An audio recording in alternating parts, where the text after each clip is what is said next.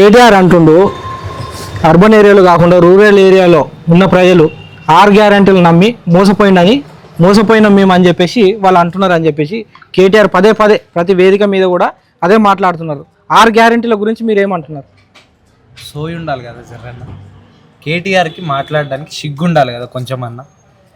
మేము ఏదైతే 6 గ్యారెంటీలు పెట్టినామో దానిని కాపీ కొట్టి మేము 2500 ఇస్తామంటే వాళ్ళు మహిళలకు 3000 ఇస్తామని, మేము 500కే గ్యాస్ సిలిండర్ అందజేస్తామంటే వాళ్ళు 400 అన్నారు.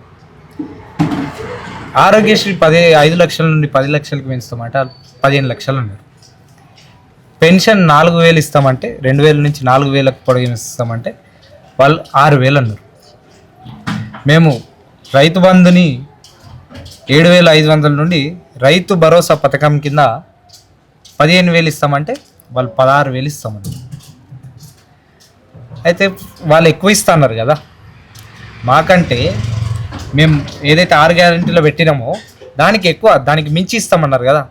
మరి ప్రజలు వాళ్ళకెందుకు ఓట్లు వేయలేదండి, మాకెందుకు ఓట్లు వేసారు?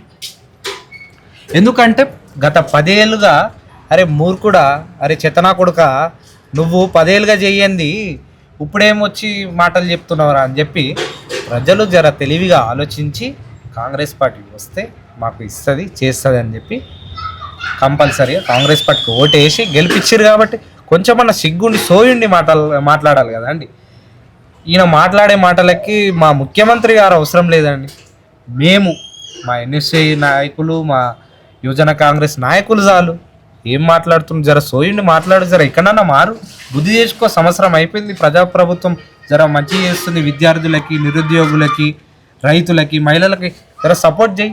ప్రతిపక్ష నాయకుడు పోయి ఇంట్లో వండుకోవడం ఏందండి? వీళ్ళందోని ఏదైనా అంటే వీళ్ళు చాలు అంటారు, మీకు మేం చాలు.